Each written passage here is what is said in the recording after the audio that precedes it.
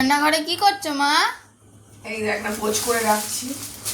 এই যে বাবা নিয়ে আসলো নিমকি, আর এই একটা অনেক দিন ধরে খুঁজছিলাম ঝুরি ভাজা, আলু আলু ঝুরি ভাজা। এটা না মুগ ডাল দিয়ে, মানে যেটাকে ভেজ ডাল বলে, ভেজ ডাল দিয়ে খেতে খুব ভালো লাগে ঝুরি আলু ভাজা। এই ভাবছি কালকে করে দেবো ভেজ ডাল। আর এই যে বাবা নিয়ে এসছে, এই দেখো সিঙ্গারা, এই সিঙ্গারা আনা হয়েছে, আর এই যে খাস্তা কচুরি। আর তুমি তো খেলে না, তোমার জন্য টিফিন গাড়িতে করে ভরে রেখে দিয়েছি। আমারটাও আমি খেয়েছি, কিন্তু আমিও খেতে পারছি না, ভালো লাগছে না, এই যে রেখে দিয়েছি। এখানে থাক, এটা পরে তুমি খেয়ে নেবে। আর এই যে বসিয়েছি, মটর বসিয়ে দিয়েছি সিটি দিতে। আর এখানে ডিম আছে, ডিমটাকে কারি করব।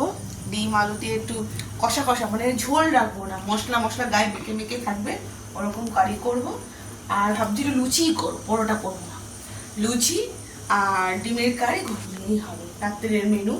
ভিডিওটা ভালো লাগলে লাইক কমেন্ট শেয়ার করো। বাই বন্ধুরা।